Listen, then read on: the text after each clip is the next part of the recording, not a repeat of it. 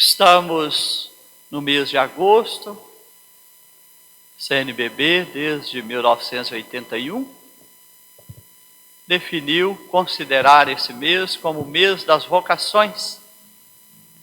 E temos nele o Dia do Padre. E a partir daí a igreja fala da ministerialidade e das vocações. Não só dos sacerdotes, mas também da vida consagrada, também do constituir família, da paternidade, que inclui a maternidade também. E depois os leigos e leigas nos muitos ministérios, ressaltando e acentuando o ministério dos catequistas. Assim, o mês vocacional é um tempo de refletir, de valorizar, de rezar pelas vocações. A igreja não é feita apenas do sacerdócio ministerial, mas ela é toda ministerial. Então se assomam para o anúncio do Evangelho tantos e tantas, sacerdotes, consagrados, leigas e leigas. E a base familiar é fundamental, porque ali também é um espaço de anúncio, de vivência da fé e anúncio do Evangelho. Então ser pai e ser mãe também é se responsabilizar pela sua comunidade de fé chamada família. Como o sacerdócio ministerial e a vida consagrada estão a serviço da comunidade de fé. Eu, particularmente, me sinto muito agraciado nesse mês. Todas as datas, quase todas elas, especialmente significativas na minha vida, transcorrem nesse mês. A começar de hoje, que partilho 22 anos de vida sacerdotal. Fui ordenado neste dia há 22 anos atrás, em 1999, na minha cidade natal de Onça de Pitangui, município que pertence e integra a diocese de Divinópolis. Há 22 anos estou na vida da igreja a serviço do Evangelho. O lema que escolhi naquela ocasião para nortear o ser sacerdote na vida da igreja é: estou pronto, quanto a mim, estou pronto para anunciar o Evangelho. Vem de Romanos 1, versículo 15. Pronto para anunciar o Evangelho. Naquela época, não só no sentido de ter terminado o ciclo de estudos para a admissão ao sacerdócio, mas também como uma decisão interior de se colocar a serviço do anúncio do Evangelho na vida da igreja. Estou pronto para anunciar o Evangelho e renovo em mim, com o amparo da graça de Deus, o impulso do Espírito Santo e a proteção materna da Imaculada Conceição, renovo todos os dias esse estou pronto para anunciar o Evangelho, que é o sim à vida sacerdotal. Da mesma forma, nesse mês comemoro o natalício, comemoraremos o Dia do Padre e comemoro também a ordenação episcopal, de modo que é um mês em que sinto que a graça de Deus mais abundantemente transborda em minha vida.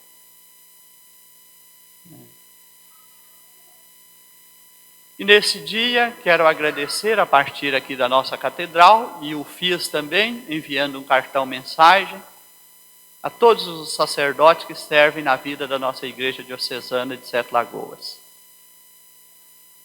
Enviei aos sacerdotes um cartão com dizeres de gratidão pelo serviço que presta ao povo santo de Deus em nossa igreja de Divinópolis.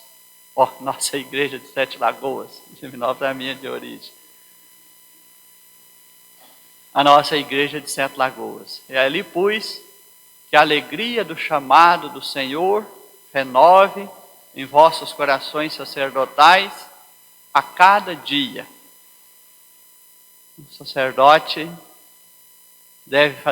é chamado a fazer essa experiência de gratidão. Todos os dias sentir o chamado do Senhor. E isso será a alegria do seu coração sacerdotal. E propus, nesse espírito de gratidão e motivação, que no agradecimento desse chamado, procurei ser fiéis ao chamado recebido. E ser fiel à nossa vida sacerdotal, sobretudo nos tempos atuais, não é fácil. Precisamos cuidar muito bem da nossa vida espiritual e precisamos muito das orações de todos. Esse primeiro domingo do mês de agosto é dedicado às vocações aos ministérios ordenados, seja do diácono, seja do padre ou presbítero, seja de nós bispos. Então pedimos muito as orações de todos por nós, para nos mantermos fiéis na missão que abraçamos. Mantermos fiéis no sim que demos para o serviço do Evangelho, sem restrições, como dom de si, como doação total, não buscando mais, como o Papa Francisco nos diz na sua mensagem sobre São José e para o dia de oração pelas vocações, trocando os nossos sonhos pelos desígnios de Deus na nossa vida, fazendo cessar em nós aquilo que são as nossas buscas pessoais por realizações e chamados do mundo,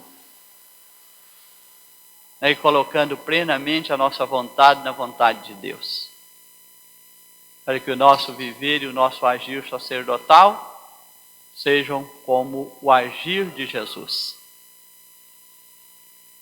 que diz: meu alimento é fazer a vontade do meu Pai, é fazer a vontade do Pai.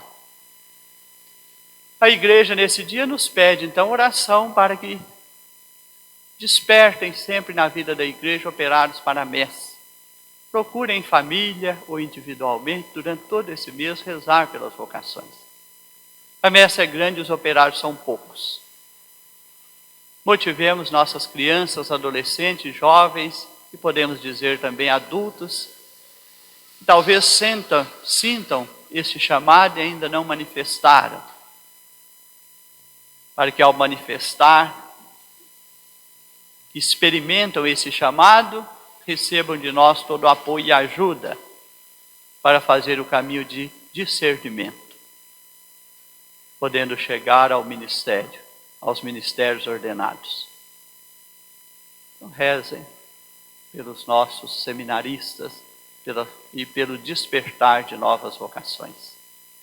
O processo de seminário parece longo, mas ao mesmo tempo é curto. Os nossos seminaristas ficam hoje uma média de 9 anos antes de serem admitidos. Então, após o ensino médio, 9 anos antes de serem admitidos ao ministérios ordenados. 1 ano propedêutico, 3 anos no estudo acadêmico da filosofia, 4 anos no estudo acadêmico da teologia e 1 ano de síntese vocacional, de prática pastoral. Em tudo isso procuramos fazer um bom discernimento e nem sempre acertamos em ajudá-los a fazer esse discernimento pelo sim ou pelo não do sacerdócio. Devemos ajudá-los nessas duas. Às vezes pomos o vocacionado no seminário achando que o melhor resultado é que ele saia dali padre. Nem sempre esse é o melhor resultado. Nós temos que ajudar a dar a resposta do sim e do não. Fiz o meu discernimento que esse chamado não está no centro das minhas buscas, da minha realização pessoal. Então é o não, livre, consciente. Ou fiz o discernimento que esse chamado está no centro da minha vida e representa a minha realização verdadeira, consagrar-me a Deus para o serviço do Evangelho. Então é hora de receber o ministério. E nós temos que ajudar os seminaristas nesse discernimento, pelo sim ou pelo não, e não fazendo o empenho total para que eles sejam padres. Como se quando o discernimento acontece o contrário, tivesse dado errado. Não deu errado. Dá errado é quando nós ordenamos um candidato sem ter seguranças que esse chamado está no centro da sua vida. Não percebemos nele todas as condições que esse ministério vai pedir dele. Não é fácil discernir. Esses dias estamos na diocese com um discernimento para 4 candidatos ao diaconado. Estamos no ano da síntese vocacional com eles, tentando ajudá-los pelo sim ou pelo não. E rezem por nós na prática desse discernimento. Um padre feliz é uma alegria para a comunidade de fé, para toda a igreja, e faz avançar a evangelização. Um padre frustrado é um sofrimento para si, é um sofrimento para a sua família, é um sofrimento para as comunidades onde ele está.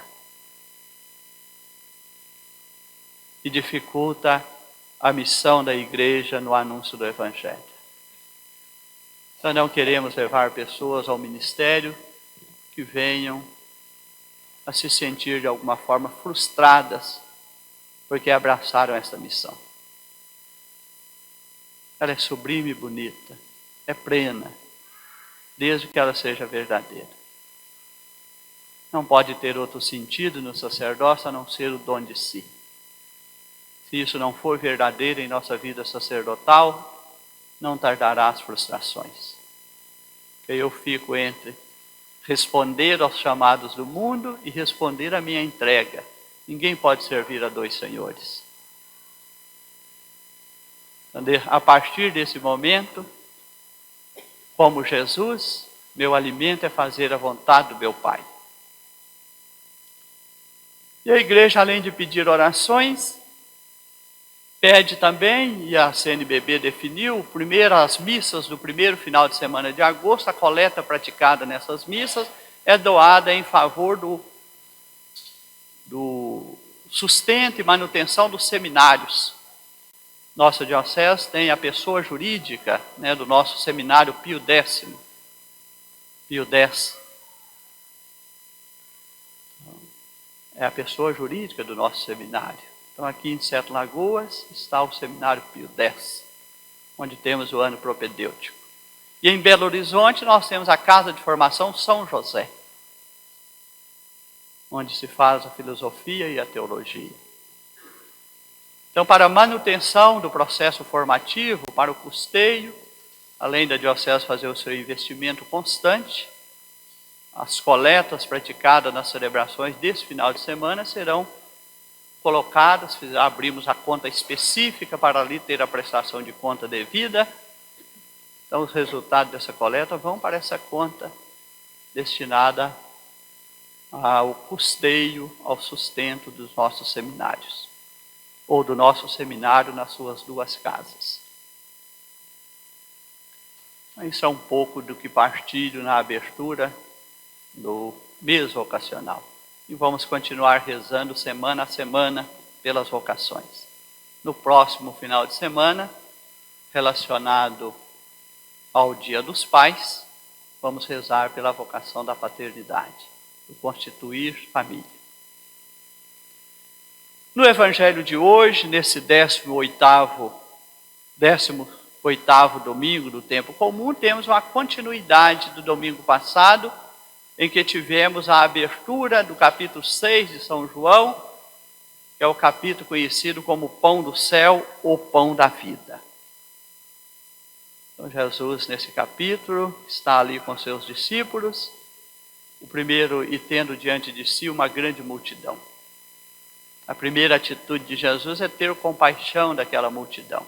E ali se dá a multiplicação dos pães, e ali Jesus ensina a ter compaixão e a partilhar.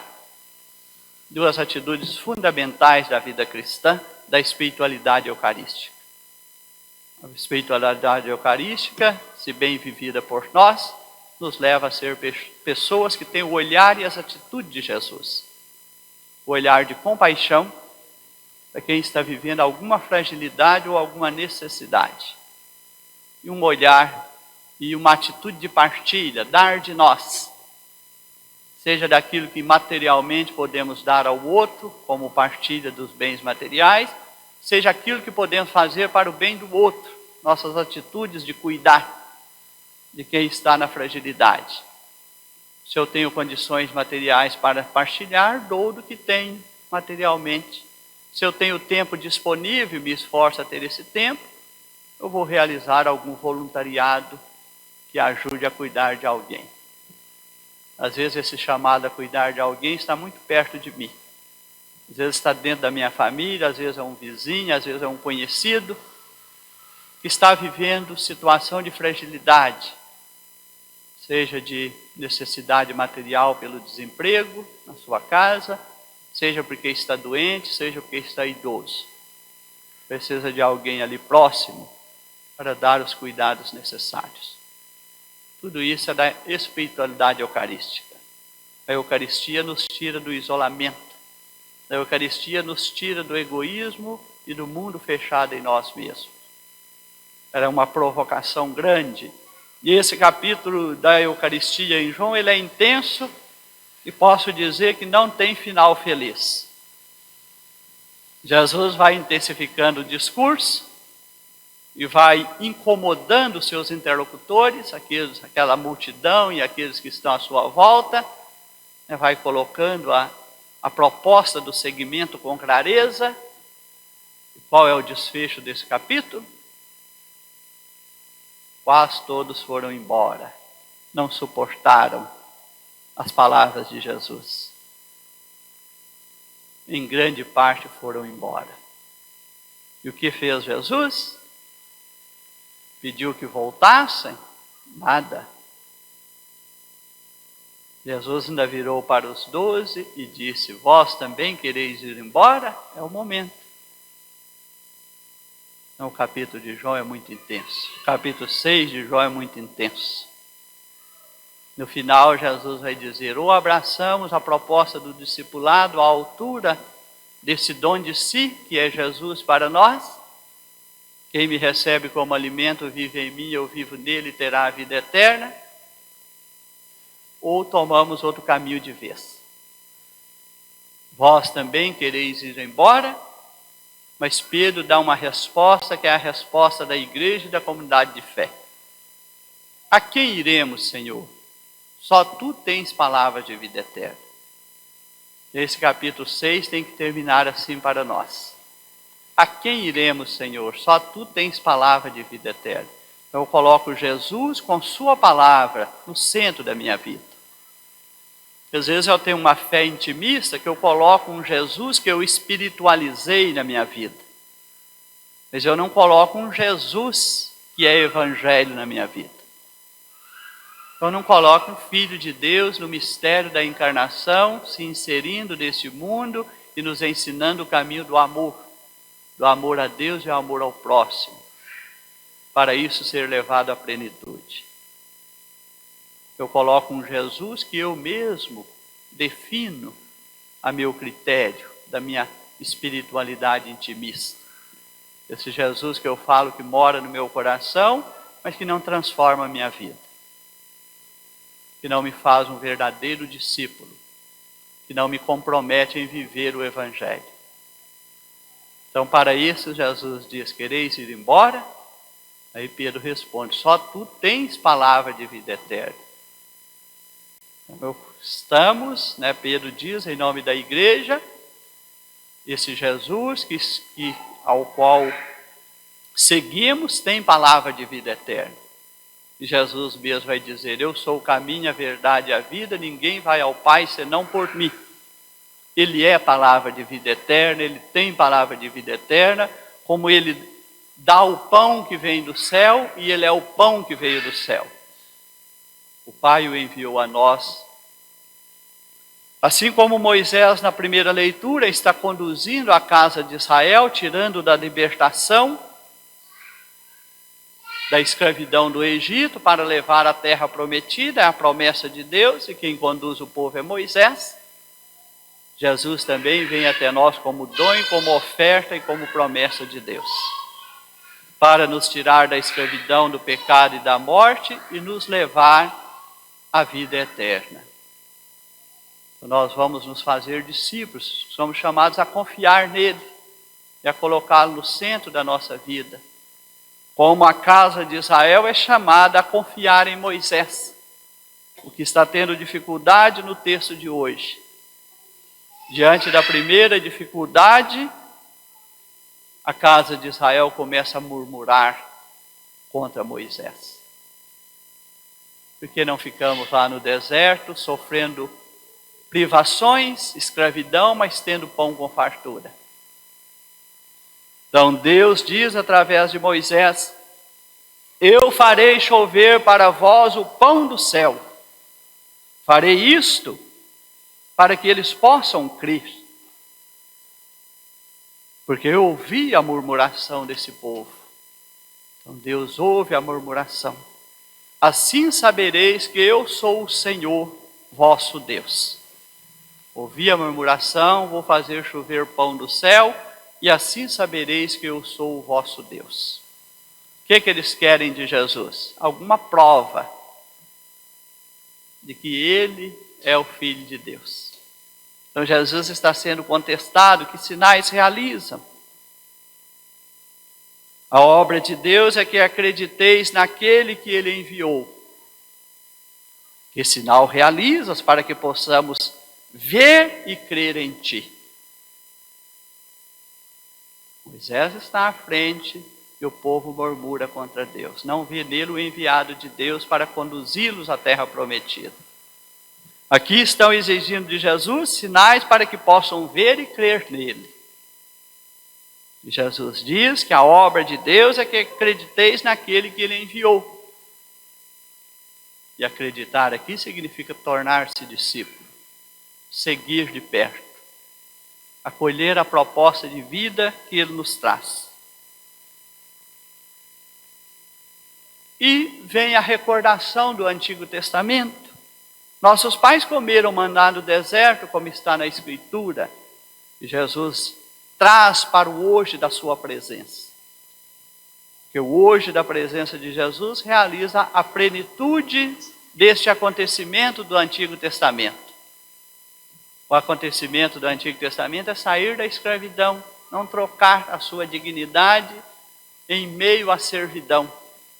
Tínhamos alimento com fartura, mas não tínhamos dignidade. Éramos explorados. Mas o povo murmurou contra Deus, como se Deus não tivesse feito um grande bem para si, tê-lo tirado da escravidão. Parece que a humanidade muitas vezes age assim diante de Deus. Parece que Deus não fez um grande bem para nós ainda, em nos ter enviado o seu Filho, que nos tirou da escravidão, do pecado e da morte. Muitas vezes achamos que ainda é melhor viver no pecado. Como a casa de Israel chegou a murmurar, dizendo que era melhor sofrer a exploração, mas ter comida. E Jesus, ao longo desse capítulo, vai nos fazer lembrar, quando ele vai dizer que ele é o pão que dá vida: vim para que tenham vida e tenham em abundância. De que vale ter bens materiais e não ter dignidade verdadeira? Que vale ter bens materiais e viver na escravidão do pecado? Você terá vida em abundância? Pão do céu deu-lhes a comer, e Jesus respondeu: em verdade vos digo, não foi Moisés que vos deu o pão que veio do céu, é meu Pai que vos dá o verdadeiro pão do céu. Meu Pai é que vos dá o verdadeiro pão do céu. E esse pão do céu que o Pai dá agora é Jesus. O Pai nos enviou o pão do céu.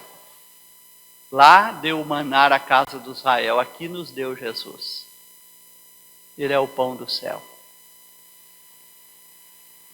É meu Pai, pois o pão de Deus é aquele que desce do céu e dá vida ao mundo.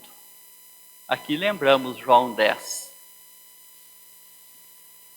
Aqui lembramos, eu vim para que tenha vida e a tenham em abundância. Pois o pão de Deus é aquele que desce do céu e dá vida ao mundo. Como o mundo vive fora da graça de Cristo? Como o mundo vive no pecado? Estamos vendo hoje a chamada cultura de morte. É um mundo sem fé, sem espiritualidade, que começa a instrumentalizar a vida das pessoas e a matar. O dinheiro vale mais do que as pessoas. E a troco do dinheiro se faz tudo. Mata, explora e mata pessoas, destrói a natureza, o meio ambiente, desde que dê dinheiro. Não é isso que Jesus ensina. Pois o pão de Deus é aquele que desce do céu e dá vida ao mundo. Se as pessoas vivessem à luz do Evangelho, fazendo o bem que o Evangelho ensina, nós não estaríamos imersos numa cultura de morte. Estaríamos todos a serviço da vida, cuidando do bem uns dos outros, fazendo o bem uns aos outros, tendo compaixão e sendo solidários, praticando a justiça e falando a verdade, cuidando de uma sociedade onde as pessoas vivam e sejam valorizadas e respeitadas na sua dignidade, e não tão pisoteadas como vemos por aí. Pois o pão de Deus é aquele que desce do céu e dá vida ao mundo. Esse mundo só terá mais vida se buscar mais o caminho de Deus, se tornar verdadeiro discípulo de Jesus. E aí há esse desejo, e a igreja é chamada a provocar esse desejo dentro das pessoas. Então temos que fazer uma pregação profética que nos leva a ter mais consciência do nosso ser cristão, mas temos que fazer uma pregação também que faz crescer um desejo de Deus e de viver na graça de Cristo no coração de cada um. O capítulo 6 de São João é esse capítulo que quer tocar o nosso coração, para fazer crescer dentro de nós o desejo de viver bem a nossa fé, para fazer crescer em nós o desejo de sermos alimentados por Jesus, pelo pão da palavra e pelo pão eucarístico, é o pão que dá a vida eterna. Então pediram, Senhor, dá-nos sempre desse pão. Senhor, dá-nos sempre desse pão. Então Jesus nesse momento toca o coração daqueles que estão à sua volta. Que cada Eucaristia celebrada seja esse momento da igreja tocar o coração de cada um, para que cada um se encha desse desejo. Senhor, dá-nos sempre desse pão, o pão da palavra, que tanto bem faz na nossa vida, o pão eucarístico, que nos revigora na vida espiritual. E Jesus responde a nós e só pede de nós a fé verdadeira para acolhê-lo. Eu sou o pão da vida, quem vem a mim não terá mais fome, quem crê em mim não terá mais sede. Jesus responde sobre esse pão que ele é. Porque desejaram receber sempre desse pão. E Jesus permanece conosco como o pão que nos é dado, pão da palavra e pão eucarístico, até que ele venha. Então é sempre. Não é o pão só para hoje que não terá amanhã. É o pão que podemos buscar hoje e amanhã. É o pão da nossa vida de fé. Eu sou o pão da vida, saciados dele, ele estando no centro da nossa vida, com sua graça e palavra, não teremos mais fome.